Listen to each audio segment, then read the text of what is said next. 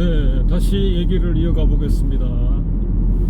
아까 친구랑 롯데몰에서 밥을 먹고 뭐 거기서 커피 한잔 하려고 하다가 너네 동네로 가자 그래가지고 다시 우리 동네로 와서 차 한잔 하고, 친구는 생강차, 저는 라떼에 펄 들어간 거, 그리고 친구는 역에서 빠이빠이, 그리고 저는 다시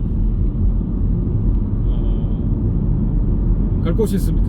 네, 친구 얘기를 조금 더 하도록 할게요. 아까는 좀 텐션도 낮고 밥도 안 먹어가지고 기운도 없고 밥도 못 먹고 그래서 얘기도 쭉 처진 것 같고, 자, 친구 얘기 조금 더 해보겠습니다. 이렇게 경조사에 못 갈 수도 있어요. 일이 생겨가지고. 다만 못 간 것만으로 소원한 게 아니고 정말 피치 못할 사정이 있을 수 있지 않습니까? 그럴 때는 그 경사나 조사가 끝나고 난 다음에 반드시 따로 시간을 내 가지고 만남을 가져야 됩니다. 오늘 친구도 아버지 상에 와준 것만으로 고마워서 자기가 이렇게 따로 시간을 내서 밥 한 끼 하자 하고 찾아왔잖아요. 이게 마음이 중요한 거거든요. 피치 못하게 못 갈 수는 있어도 사후 조치가 필요하다. 다시 연락해서 그때 가도 고마워서 이제 한 번 더 만나고, 못 간다 하더라도 미안해서 한 번 더 만나고, 이런 게 있어야 됩니다. 제가 그 서울 친구들, 서울이 다 그렇다는 건 아니겠습니다만은 오래된 고향 친구보다 좀 다른 점이 있더라. 그래서 제 결혼식 때도 못 올 수도 있고, 제 큰아이 돌잔치도 못 올 수도 있고, 그것까지 다 이해했다니까요. 그러면 그 다음 사후 조치가 있어야 될 거 아니야. 그때 못 가서 미안하다, 따로 우리 한번 만나자, 이게 중요한 건데 그 사후 조치가 없어요. 그래서 인연을 끊을 수밖에 없었던 거죠. 자, 여러분, 모든 인연을 다 가져갈 수는 없습니다. 저와 다 맞는 사람만 있는 것도 아니고. 근데 사람의 만남은 굉장히 중요하다 생각하거든요. 경상도 사람이 정도 있지만 그런 걸 잘해. 좀 아우르고 하는 걸. 그러다 보니까 아까 말씀도 드렸지만 왜 역대 대통령이 경상도 출신이 그렇게 많은가, 이거 좀 고민해 볼 필요가 있습니다. 경상도가 잘났다 그래서 대통령도 많이 배출했다, 그런 게 아니라니까요. 아우르는 힘이 필요합니다. 사람을 얻는 게 중요하지 않습니까? 사람을 잃는 거는 정말 쉬워요. 사람을 얻는 거는 진짜 힘든 일입니다. 자, 친구, 미국으로 또 멀리 갈 수도 있고, 그러면 정말 오랜 기간 못 볼 수도 있고, 그런 거 생각하니까 또 울컥하고 그러네요. 조용필의 친구도 한번 들어봐야겠네요. 꿈은 하늘에서 잠자고. 이 경상도 사람이 노래를 잘 못합니다. 음이 다 똑같아가지고. 네. 아무튼 그 친구가 제 결혼식 날 이렇게 그 멀리 베트남에서 말없이 결혼식 당일날 와 있던 것만 해도 감동이었죠. 이렇게 사람은 행동이 중요한 거지, 말을 누가 못합니까? 야, 내가 네 결혼식 아니면 내가 안 가면 누가 가냐, 이런 설레발 좀 치지 마. 내가 그런 얘기 한두 번 들은 게 아니에요. 정작 당일에는 실천도 없어.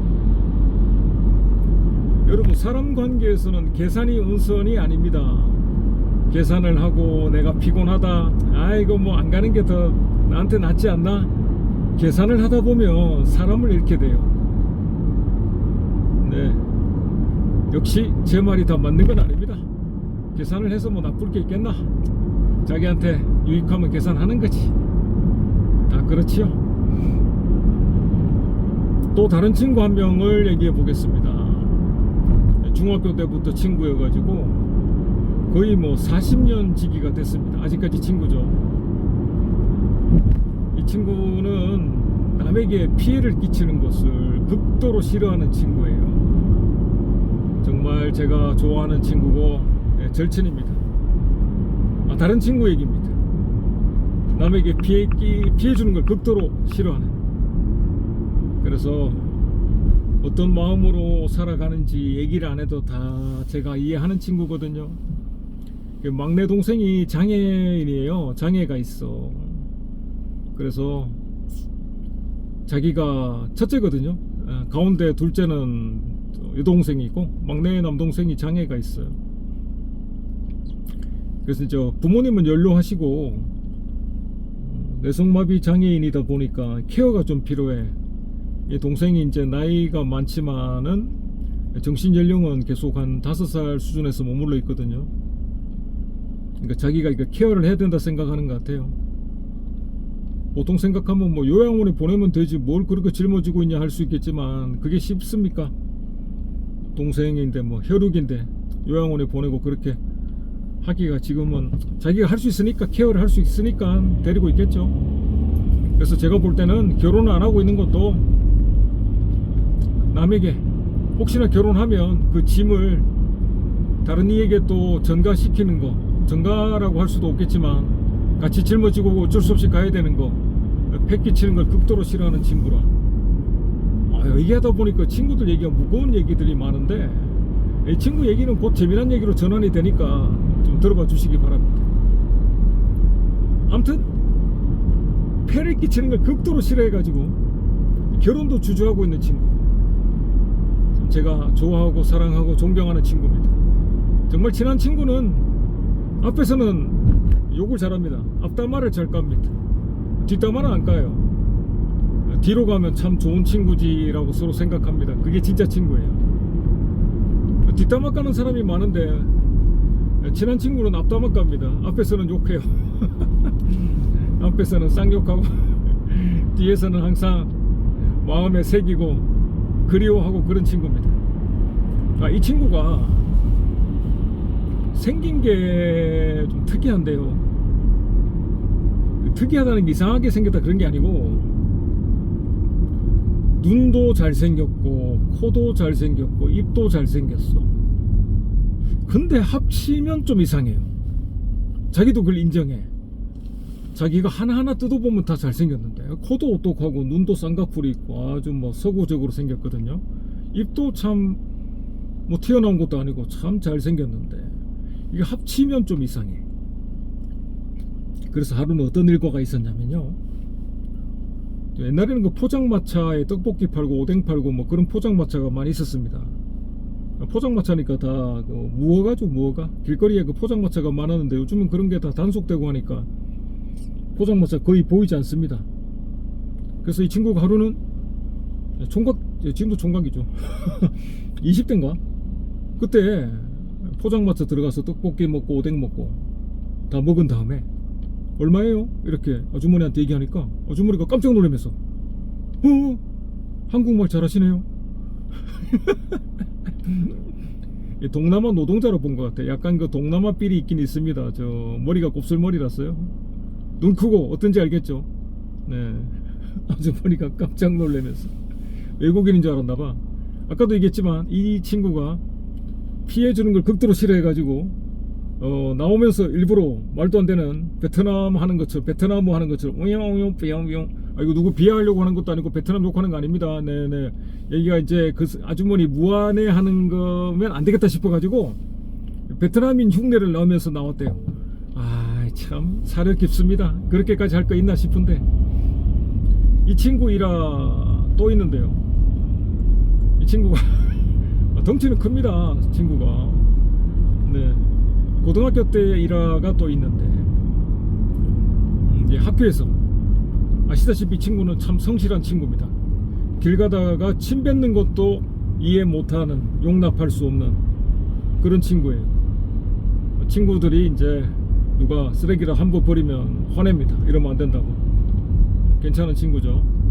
자, 고등학교 때 일화. 학교에서 어떤 선생님께서 무리하게 좀 숙제를 많이 내신 것 같아요. 애들은 아마 혼내려고 숙제를 많이 냈던 것 같아요.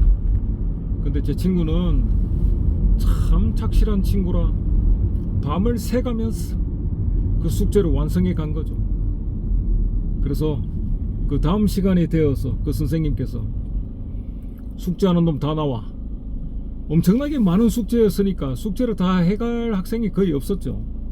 그래서 우르르 하고 나가는데 자기 빼고 다 나가더래. 그래서 얘가 또 튀는 걸 엄청 싫어하거든요. 눈에 띄는 걸. 그래서 자기도 나간 거야. 숙제 해와놓고 안 해왔다고 나간 거지. 그래서 같이 두드려 맞았답니다. 우리 때는 뭐 숙제 안 해오면 엎드려 이래가지고 바로 몽둥이 찜질했으니까 어떤 학생인지 어떤 사람인지 알겠죠. 학생은 아니고 지금. 네, 눈에 띄는 거 싫어해가지고 차도 항상 은색만 탔습니다. 검정도 눈에 띈다. 네, 흰색도 눈에 띈다. 오직 은색만 타고 다니던 친구. 그래서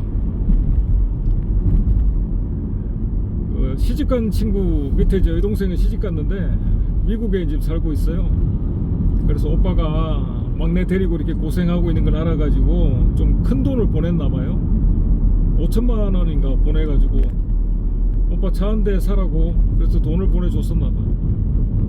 그래서 그냥 생긴 돈이니까 이 기회에 외제차를 한번 타보자. 근데 그것도 또 눈에 띌까 싶어서 고민하다가 결국 산타페. 제가 항상 못생긴 산타페 라고 얘기하지 않습니까? 하루는 울산에 장례식이 있어서 울산에 비행장에 도착했더니 이 친구가 마중을 나와 있어요. 그래서 이 친구 차 타고 가는데 그때 신형 산타페가 나온 거 있죠. 그 뒤에 뼈다귀 모양 있지 않습니까? 지금 신형 산타페, 못생긴 산타페. 가다가 그 차가 지나가길래 야, 저 디자인 저 누가 한 거야 하니까 옆에서 욕하지 마라 이러는 거예요. 이 친구 고향은 해남인데 거의 뭐 경상도에서 살았기 때문에 경상도 사투리 씁니다. 욕하지 마라 이러길래 와, 욕하면 안 되나 이러니까 하여튼 욕하지 마라. 와, 저 디자인 네 친척이었나 모른다. 욕하지 마라 이러길래 무슨 일이지 싶었는데 아니나 다를까 계약을 했더라고요. 그 산타페를. 그래서 지금은 그 산타페 타고 다닙니다. 눈에 띄는 걸 극도로 싫어하는 친구. 네, 이 친구 일화는 한 번은 또 이 친구 일화가 많네요. 네, 저랑 중2 때부터 친구입니다. 옛날에 저 티코를 타고 다녔어. 티코 압니까? 티코 경차죠. 우리나라 최초의 경차인가? 근데 이 친구는 덩치가 큰데 차만 보면 좀 다른 운전자들이 만만하게 생각을 하고 좀 함부로 이렇게 막 몰아붙인다든가 밀어붙인다든가 함부로 뭐 빵빵거리고 그랬나봐요. 그래가지고 하루는 어떤 트럭 운전사랑 시비를 붙은 거지. 그래가지고 트럭 운전사가 이제 차가 티코다 보니까 만만하게 보였는지 창문 열고 욕하려고 했는데 창문 여니까 엄청나게 무섭게 생긴 친구가 있으니까 창문 열고 황급히 도망갔다는 얘기가 있는데, 근데 사실 제 친구가 저는 무섭게 생긴지 몰랐습니다. 어릴 때부터 쭉 보던 얼굴이니까 그렇게 생긴지 몰랐죠. 근데 친구랑 같이 찍은 사진을 제 제자들을 보여준 적이 있는데 보자마자 와, 되게 무섭게 생겼다 그러더라고요. 그래서 처음 알았습니다. 역시 익숙함에서는 냉정한 평가가 안 나오는 것 같아. 네, 그 친구 일화는 뭐 끝까지 얘기하고, 오늘은 외곽순환을 한번 타보도록 하겠습니다. 늘 막히는 저 외곽순환이 옛날에 그 불지른 사람 있지 않나요? 불질러 가지고 뭐 한때 다리가 끊겨서 통행을 못 했잖아요. 이 수도권은 어디가 하나 막히게 되면 모든 것이 다 막힙니다. 고향 친구들이 한 번씩 서울에 오면 야, 니는 이래가 우에 사노 이러거든요. 근데 이게 늘 막히니까 뭐 어디 약속하면 2시간은 기본적으로 걸리는 곳이라, 서울 외곽에 살고 이제 서울에서 약속을 잡고 뭐 이러면 뭐 무조건 2시간은 잡고 나가야 되거든요. 그나마 저는 활동 시간이 일반적인 사람하고 좀 달라서 그렇게 크게 불편함을 느끼지는 못합니다만, 근데 수도권에 사람이 너무 많아. 거의 뭐 우리나라의 2명 중에 1명은 수도권에 있지 않습니까? 네. 오늘은 어쩌다 보니 친구 얘기를 하게 됐네요. 네, 거리가 중요한 게 아니고 마음이 중요하다.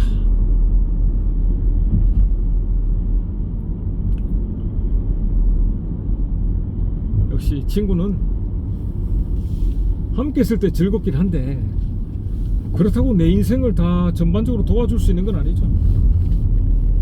친구에게는 의존할 수는 없습니다. 그쵸?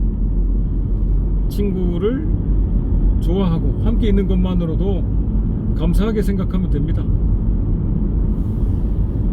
네, 누구죠? 조지 클루니라는 그 영화 배우는 그 친구들한테 우리나라 돈으로 한 2억씩 다 줬다던데, 저도 빨리 아니죠.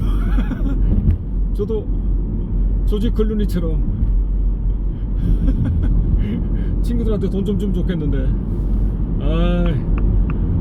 여기서 혹시 자기가 내 친구 중에 조지 클루니가 있으면 좋겠다라고 생각하는 사람 의존적입니다. 자기가 조지 클루니가 돼야지 뭘 친구한테 바라고 있어. 서울 외곽순환 항상 막히는,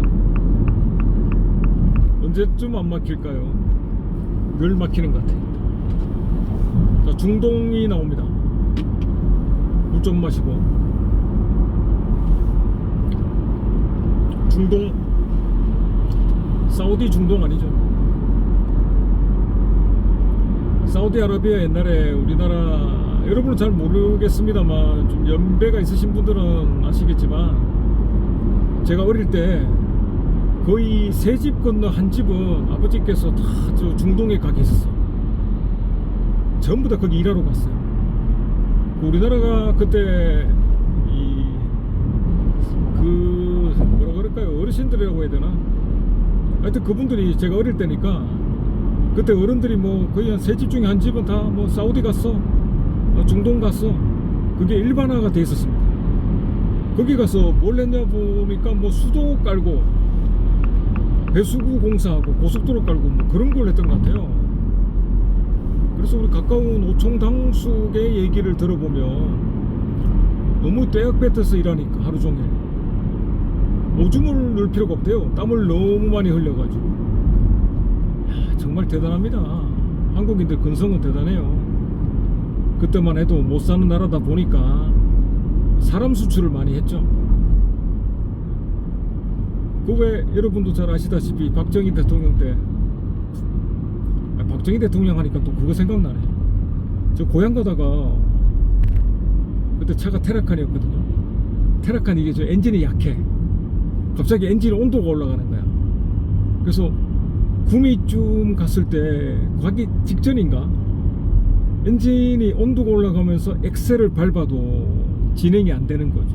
차가 퍼진 거예요. 차 퍼진 얘기 하나 더 할게요. 일단 요거 마무리 짓고, 차가 퍼져가지고 어부바카 있지 않습니까?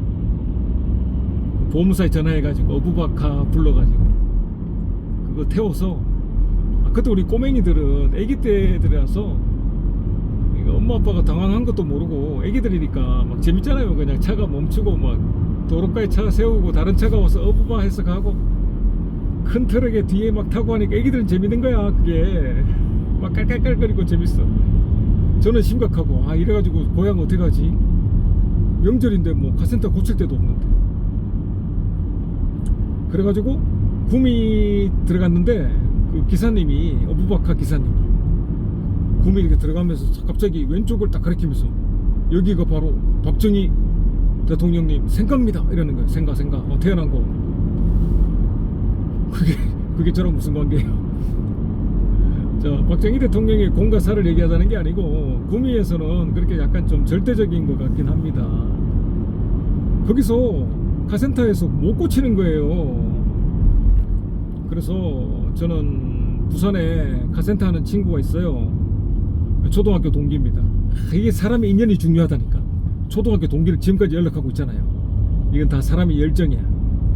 카센터 하는 친구 전화해가지고 증상을 얘기했더니 아이 그 괜찮다고, 그냥 천천히 내려오면 엔진 식으니까 그냥 냉각수에 물만 잘 냉각수만 넣어서 천천히 밟고 내려와라, 내가 따로 봐줄게. 그래서 견적을 뭐 딴 얘기를 하면 그건 아니다.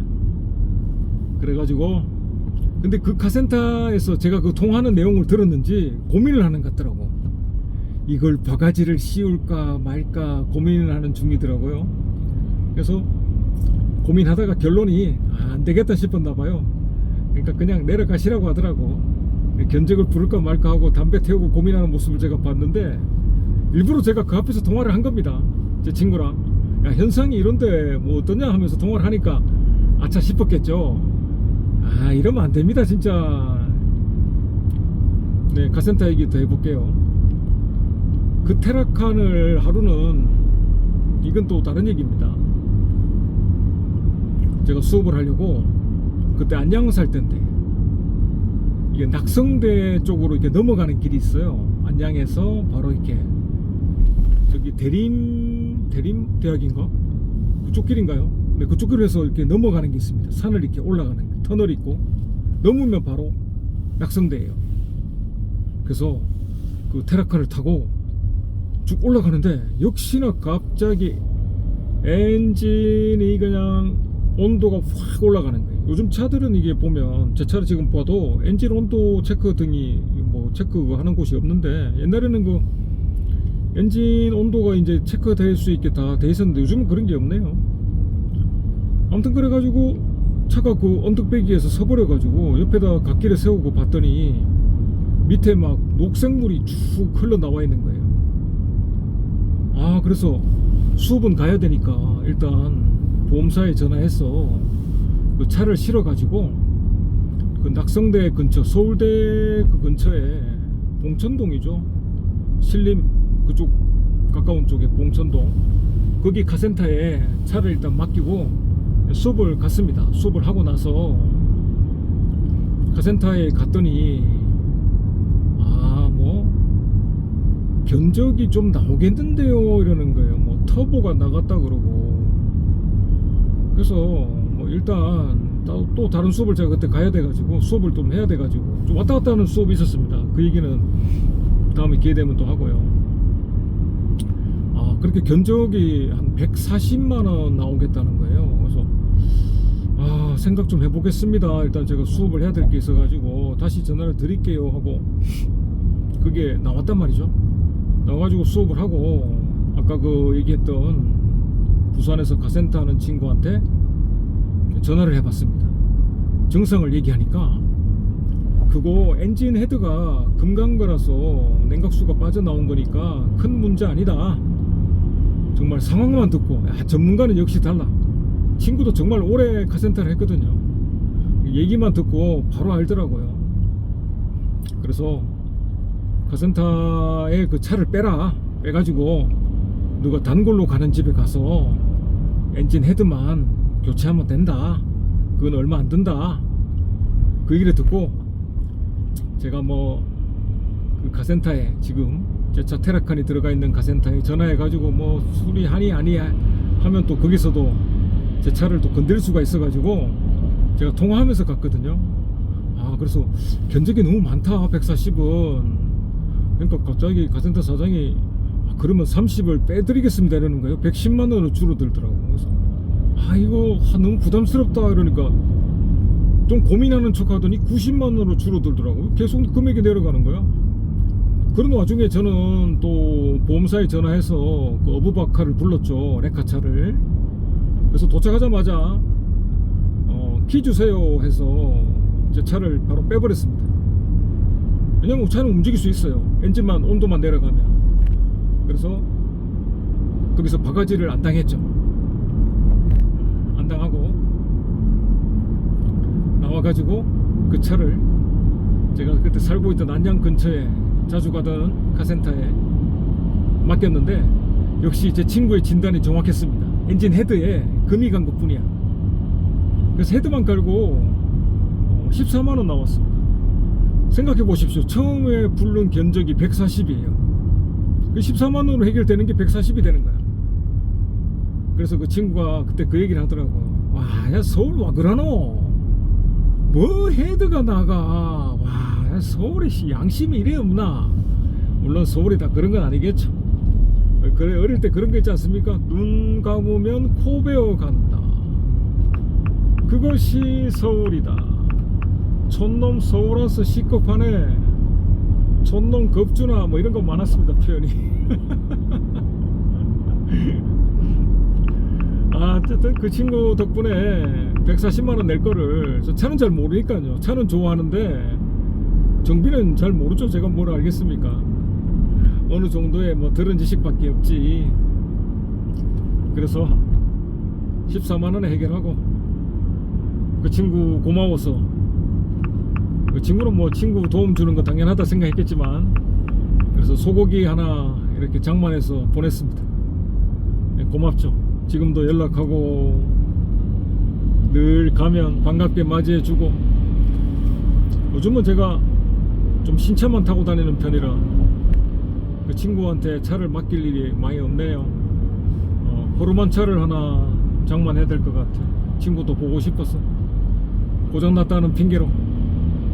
카니발도 한번 탄 적이 있는데 그 친구가 서울의 견적이 한 3분의 1로 이제 술을 해줬는데, 근데 친구한테 술이 맡기는 거 이거 해보니까 못하겠더라고. 왜냐면 친구가 이게 일이지만 저는 앉아있고 땀 뻘뻘 흘리면서 일을 하는 거 보니까 또 마음이 그렇더라고요. 내가 친구 일 시키는 것 같아가지고. 아무리 자기 본업이지만 내가 또 돈을 준다고 해도 친구 힘들어하는 걸 보니까 이거 못하겠어. 예, 그래서 친구한테는 그냥 차 맡기고 그런 건 이제 안 합니다. 연락은 자주 하죠. 생각나면 전화하고. 네, 저는 뭐 생각나면 제가 먼저 전화합니다. 네가 몇 번 했니? 내가 몇 번 했니? 니는 왜 안 하니? 뭐 그런 거 안 합니다. 그냥 하면 되죠. 아무나 하면 되죠. 그게 뭐 마음을 얻으려는 계획하에 그런 것도 아니고. 왜 그 삼국지에 유비 보면 그런 내용 나오지 않습니까? 오늘 유비 좀 얘기해. 사기꾼 유비 하니까 또 생각나는데, 그 왜 노인이 저 강에 좀 업어달라 그래가지고 업어주잖아요. 그러니까 노인이 다시 건너편으로 건너가니까 저 뭐 보따리 놔두고 온 게 있다, 다시 업어달라. 그래서 또 업어주잖아요, 강을. 노인은 없고, 그 노인이 언제 왔으니까 다시 한 번 더 태워달라. 또 건너가잖아요. 그래서 또 노인이 저쪽에 또 놓고 온 게 있다, 또 가잖아요. 한 5번을 그렇죠. 왕복 1번, 2번, 3번, 4번, 5번. 그래도 유비가 화 한 번 안 내고 왔다 갔다 하니까 노인이 이제 뭐 산신령이었는지 뭔지 뭐 사라졌다고, 호련이 사라지니 뭐 그런 게 잘 나오잖아요. 소설인데, 소설. 유비 당신은 무엇이든지 할 수 있는 사람이다 라고 이제 대업을 이룰 거다 라고 좋은 얘기를 하고 사라졌다, 뭐 그런 일화가 있는데, 제가 저 삼국지를 읽어보니까 제 개인적인 생각이죠. 물론 어떻습니까? 제 채널이고 개인적인 생각인데, 저는 여러분이 뭐 악플을 달아도 반가워요. 달아주는 게 어디야. 관심 있는데. 악플도 정성이 있어야 다는 거지. 예, 뭐 화도 안 납니다. 뭐 그런갑다. 고맙죠. 뭐 욕해줘도 고맙고 관심 있는 게 어디야. 유비가 참 재미난 인간인데요. 삼국지를 쭉 보면 멋있잖아. 유비, 관우, 장비 뭐 이러니까 세계 나라가 막 3파전으로 싸우고. 재미난 얘기 아닙니까? 그 유비가 웃긴 게, 관우를 처음 만나서 도원결의 할 때 그때가 진짜 웃긴 것 같아요. 그 연상을 해보거든요. 이게 좀 아무리 소설이지만 좀 너무한 것 같아요. 장비야 원래 동네 그 불량배 데리고 다니면서 자기가 노략질 하던 놈이죠. 유비가 돗자리 팔고 동네 건달인 거지. 장비야 뭐 나이가 한참 어리니까 자기 데리고 다니면서 이제 행동대장으로 써먹었던, 완력으로서 지나가던 그 말 이렇게 여러 마리, 소쌍이죠. 소쌍이라는 사람이 말 장사를 하는데, 지나갈 때마다 유비한테 이거 저 장비를 앞세운 유비한테 맨날 털리고 뺏기고 그래서 하루는 정말 요즘 소위 그 말하는 애들 말대로 빡쳐서 화가 났어. 관우를 채용했지 않습니까? 관우를 채용해가지고 보디가드로 말을 지키는 역할을 맡겼던 것 같아. 그래서 평소대로 장비가 장팔 3 아니겠나? 장팔 3은 없었나? 하여튼 뭘 와가지고 뺏으려고 뛰어나왔겠죠. 그때 관우가, 수염긴 관우가 이제 너 뭐야 하고 싸움이 났겠죠. 그래서 다른 똘마니가 유비한테 가가지고 장비가 지금 큰일 나게 생겼으니까 오봐라. 그래서 달려갔겠죠. 갔더니 어이 그 완력이 센 장비가 밀리는 거야 관우한테. 관우가 나이가 좀 되고 그때 장비가 어릴 때니까 뭐 그럴 수 있죠. 그래가지고 관우를 봤는데 어디서 본 얼굴이야. 여러분 다 아는 얘기겠죠. 삼국지 읽어본 사람은 다 아는 얘기입니다. 혼자 떠드는 거지 그냥. 모르는 사람은 뭐 들으면 되고, 아는 사람은 그랬구나 하면 되는 거고. 그래서 관우를 봤더니 야 이거 어디서 본 놈인데, 아 분명히 기억에 있는데 저놈 내가 어디서 봤는데, 아 내가 저 조식 선생님 밑에 있을 때 저 수염 긴 놈 저 어떤 것 같아. 아 맞아 생각났어. 아 저 자식 이름이 관무식이었는데, 아 생각났어. 그래가지고 갑자기 이제 무게 잡고 관형은 창을 거두시오 이러니까 깜짝 놀래잖아. 누가 관무식이라니까 놀래가지고 일단 장비를 밀치고 누군데 나를 아는 체 하나 이러니까, 하루를 배웠어도 같은 스승 아래 사형이건을 이렇게 멋지게 얘기합니다. 원래 사기꾼들 말 잘하죠. 사기꾼들 멘트가 아주 좋습니다. 근데 그럴듯하잖아요. 하루를 배워도 같은 스승 아래 사형이건을, 뭐 그럴듯한 말이에요. 아, 이게 말 잘해야 돼 사기꾼들은. 그러니까 옛날에 저 글 꽤나 읽고 하던 사람들은 돌아다니면서 좋은 선생님한테 찾아가서 뭐 질문도 하고 배움도 간청하고 그랬던 것 같습니다. 그래서 관우도 뭐 동네 거기 훈장하던 사람이니까 조식 선생님 찾아가서 한번 배움을 간청한 적이 있었겠죠. 그때 외양이 좀 특이하게 생겼는지 유비가 그걸 기억하고 있었던 겁니다. 그래가지고 데리고 왔어. 술 한잔 하면서 유비가 또 완력이 있는 사람들에 대한 자기 걸로 만들고 싶은 욕망이 있는 사람이라 술 한잔 하면서 주거니 받거니 장비한테 이제 의형제 맺었던 것처럼 우리가 삼형제로 돈 결의를 하자. 그래가지고 꼬신 거죠. 관우를 꼬셨습니다. 내 걸로 만들어야 되겠다. 내 사람으로 만들어야 되겠다. 힘센 아우 둘만 있으면 뭐 세상을 다 가진 같은 느낌이 들 수도 있잖아요. 그래가지고 뭐 셋이 모여가지고 네 나이가 얼마냐 하고 뭐 물어봤겠죠. 그랬더니 보니 관우가 유비보다 5살이 많아. 아 그러면 유비 지가 동생 하면 되는데 지가 부리고 싶은 거지 사람을. 웃기도매요. 그러니까 지가 5살이 적은데. 근데 뭐라고 여기서 말이 나오냐면, 여러분도 다 아시다시피 자기는 뭐죠? 정선 정왕의 후손이라고 그러나? 유무식이니까. 그 왜 한고조 유 이름이 방이죠. 방. 연달아 붙이면 이상하지만 한자 읽다 보니 그런 거예요. 성이 유시고 이름이 방이죠.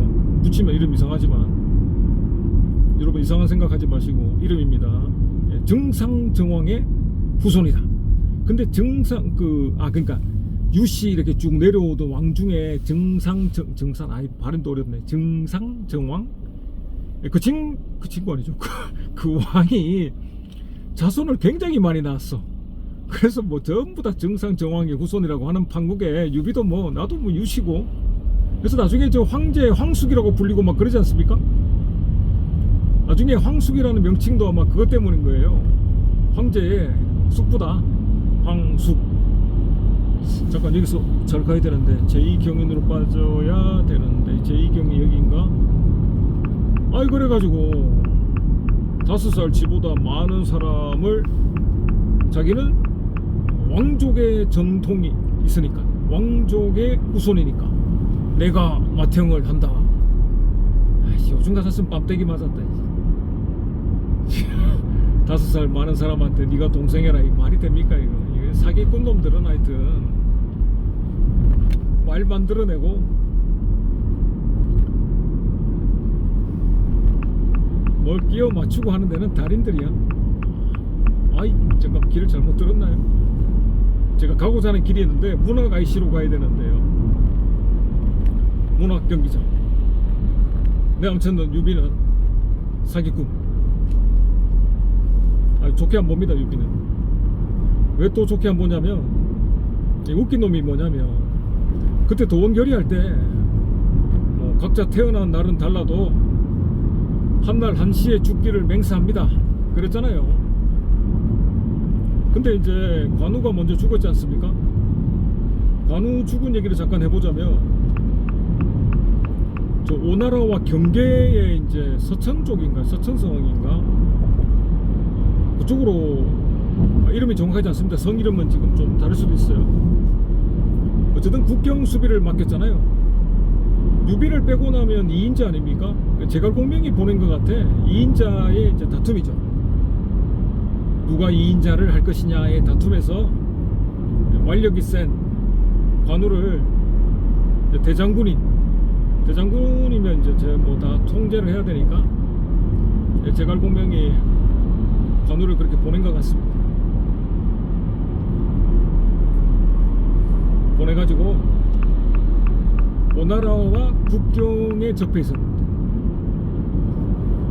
당대 슈퍼스타 관우가 자 거기 국경에 와 있으니까 오나라에서는 얘 뭐 잘 지내면 좋잖아요. 우리 친하게 지내자. 그래서 사신을 보내죠. 어떤 사신이냐면, 손건의 아들하고 관우 딸하고 혼인을 맺자. 우리 화목하게 지내는 제일 좋은 방법이 사돈 맺는 거 아닙니까? 그래가지고 사실을 장녀를 통해서 보냈나요? 네, 아무튼 보내가지고 서한을 보냈죠. 우리 뭐 사돈 맺읍시다 이렇게. 근데 관우가 여기서 좀 오바를 한 거야. 물론 다 소설이겠지만 그냥 뭐 싫다 하면 되고 이러는데, 어디 개의 자식이 감히 호랑이 자식을 넘보냐. 야, 이게 어쩌자 우리 빨리 가. 이제 K5 과학시험 뭐하는 짓이요. 저렇게 진입하면 안 됩니다. 깜빡이도 안 켜고. 저런 불쾌하네. 저러면 안 돼요. 저 사고 유발합니다. 저. 아무튼 한나라의 군주인 손건을 개 XX로 표현했으니까 그 얘기 듣고 가만히 있을 군주가 어딨어. 당장 싸움이죠. 자, 이게 보면 굉장히 사소한 거 하나로 싸움이 일어납니다. 그러니까 우리의 마음이 넓었다면, 우리라고 이제 바꿀게요. 모든 사람의 마음이 넓었다면 6.25도 일어나지 않았어. 이념이 달라요. 그러면 네 나쁜 놈. 그런 게 어딨어. 이념은 이념이고 우리가 함께 잘 사는 방법부터 생각해 보자. 이게 형제지. 이념이 다르면 넌 죽어야 돼. 이게 말이 돼? 6.25는 일어나지 않았어야 됐어요.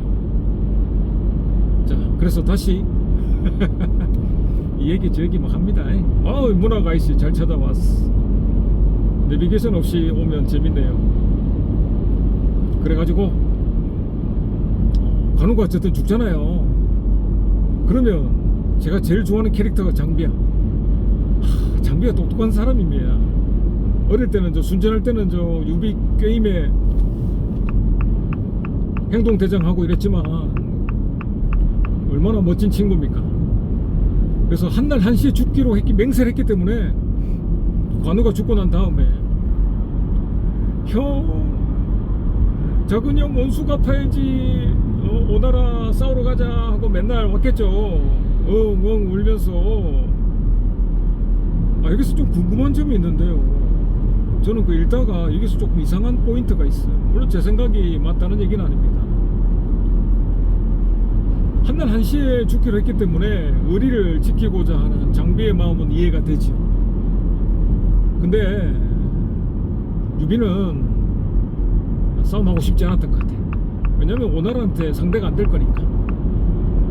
그래서 피하고 있었는데 장비의 그 마음을 돌릴 수가 없잖아요. 작은 형이 죽었는데 형 우리가 이러면 되겠나. 이 왼쪽으로 가야 되는데 죄송합니다. 급히 좀 끼어들겠습니다. 그래서 장비가 맨날 와서 얘기했겠죠. 형 한날 한시로 죽기로 했으니까 우리는 작은 형 원수를 갚아야 된다. 얼마나 와가지고 단호하게 얘기했겠습니까. 그래서 출정식을 하죠. 출사표를 던지고 오나라를 치기로 했는데 여기서 이상한 대목이 나와요. 그 원수를 갚기 위해서 내일 바로 출정을 나가는데 장비가 밤새 술을 마시고 부하들을 여기 들어가기 힘드네. 이거 버스가 있어서 부하들을 때리다가 버스 길어. 그 부하 둘이죠. 부하 둘이가 매맞다가 열받아가지고 자고 있는 장비를 해치는 그런 소설의 장면이 나오는데 좀 이상하지 않습니까?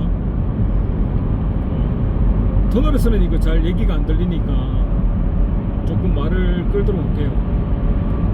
녹화할 때 이거 터널에서는 잘 안 들리더라고요. 터널은 뭐 금방 끝납니다. 끝나지 않는 어둠은 없다. 저 남해에 가보면 탄강으로 거기 갔다 오신 분들 거기 있거든요. 거기 그 표가 있더라고. 끝나지 않는 어둠은 없다. 그때 그 문구 보고 뭉클했습니다. 가슴이. 끝나지 않는 어둠은 없다. 이역 만리에서 얼마나 고생을 하셨을까. 거기서 배운 것은 그 긴 어두운 터널에서 끝나지 않는 어둠은 없다. 저 그 문구를 남해에 가서 그거 보고 울컥했어요. 눈물이 핑 돌았어. 저 요즘 이렇게 섬세합니다. 감정이입도 잘하고. MBTI가 INFJ. 네. 생긴 건 안 그렇지만 나름 섬세합니다. 아무튼 다시 그 장비 얘기로 내일 당장 출정식을 하고 이제 전투에 임해야 될 사람이 전날 그렇게 술을 퍼먹었겠습니까? 장비의 이게 수건인 작은 형의 복수를 위해서 출정을 하게 됐는데 그 허락이 떨어졌는데 진짜 장비가 술 퍼먹고 잤을까요? 이거 상식적으로 말이 됩니까? 저는 이게 말이 안 된다고 봐요. 그래서 좋은 차의 망상인데 저는 유비가 장비를 해친 것 같아. 왜냐하면 승산 없는 싸움에 나가야 되고 명분은 이제 어쨌든 일어났으니까 그러면 싸울 수밖에 없는 거고 싸우면 백방지게 돼 있는 거고 전력상 유비는 계산을 잘하는 사람 같아요. 그러면 이 시국에 장비를 없애는 게 맞지 않나. 그러면 모두가 평안해진다. 그렇죠. 한 사람만 없어지면 다 평안해진다면 그 길을 택했을 겁니다. 모두가 범인이다. 이야, 이게 뭐죠? 모두가 범인이다. 어디 나왔던 것 같은데? 그 뭐지? 아가사 크리스티의 오리엔탈 특급 살인사건. 와우. 이걸 그대로 뺏긴 게 박찬욱 감독의 친절한 금자씨. 딱 좀 뺏기지 좀 마. 뭐 다 뺏겨 그냥. 물론 모방이 창조의 아버지긴 하죠. 자, 그래서 제 생각은 장비는 유비가 죽인 것 같아. 유비의 인격으로 보면 충분히 가능한 일입니다. 그 후에 조자룡이 품에 아두를 안고 막 조자룡 헌창 쓰듯이라는 표현이 있지 않습니까? 자유자재로 조조의 적진을 뚫고 나올 때 아두를 그 아기를 품에 안고 구출해 오지 않습니까? 그래서 유비 앞에서 승상 도련님을 구출해 왔습니다. 물론 조자룡이 헌창 쓰듯이 이렇게 내버려 둔 것은 조조 때문이죠. 조조가 저 멋진 장수가 하나 있네. 저 싸움 잘한다. 야, 저 잘하는데. 멀리서 보고 야, 저 창 던지지 말고 생포해와. 그래서 조자룡이 멀쩡했던 거죠. 멋진 캐릭터는 조조고요. 이거 좀 마저 하고 끊든지. 좀 너무 기네요. 네. 이거 어쨌든 유비의 그 인격을 좀 마무리를 좀 지어봅시다. 자, 그래가지고 아들을 품에 안고 와가지고 승상 도련님을 구치러 왔습니다. 그러면 아이고 고생했다 이러면 될 건데 그냥 거기서 쇼를 하는 거 쇼. 이게 사기꾼의 면모죠. 아들을 그냥 벽이 저대요 나무에다가 집어던지나 벽에다 집어던지나 나무겠죠. 나무에다 집어던져가지고 그 뒤로 아두가 그 머리가 이제 이상해졌잖아. 집어던져가지고 집어던지면서 이런 멘트를 합니다.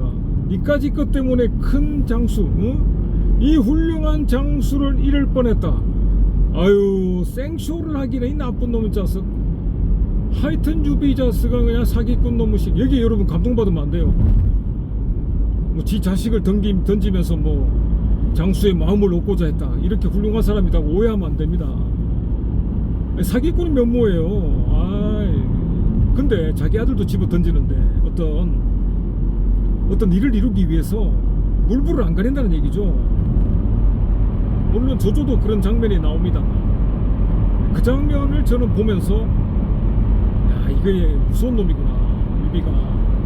그러면 과연 관우의 복수를 하기 위해서 출정식을 치른 유비가 그냥 넘어갔겠습니까? 한 사람만 제거하면 전쟁이 안 일어납니다. 물론 저의 망상입니다. 소설은 소설이지. 근데 유비의 인격을 보면 충분히 그럴 것 같아. 장비만 불쌍하지. 의리 있는 장비. 한날 한시에 죽기로 맹세했으면 막 맹세를 지켜야지. 사람이 말이야. 유비 캐릭터는 정말 소위 그 속된 말로 골 때리는 캐릭터입니다. 이 자식 천수를 누렸잖아. 아주 그냥 죽는 그날까지 그냥 늙어 죽잖아요. 동생들은 그냥 다 그냥 죽고 말이야. 관우는 목이 뭐 이리 갔다 저리 갔다. 아유 소설이지만 감정이입을 해보자면 어디 오다 보니 송도까지 왔네.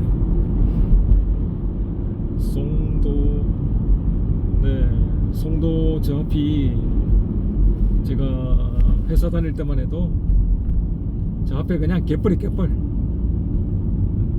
그 갯벌 앞에 우리 회사 창고가 있었는데 그냥 뭐 조그만 창고 아닙니다. 그 돔 형태로 만들어 가지고 정말 운동장보다 더 큰 규모의 큰 창고가 있었는데 죄송합니다. 혼자 떠들어보면 목이 많이 아파요. 그때 이렇게 트럭들이 자갈을 이렇게 실어 나르고 모래 실어 나르면서 아유 저게 언제 뭐 저래가지고 땅이 만들어지겠나 이 생각했는데 이런 것을 상전벽해라고 하죠. 뽕나무 밭이 바다가 된다. 야 그때 이게 자갈을 실어 나르는 2000년 초반이었습니다. 공사를 막 그렇게 했는데 이제는 대도시가 되었네. 예, 잠깐 끊고 휴대폰이 과열되니까 다시 영상을 켜도록 하겠습니다.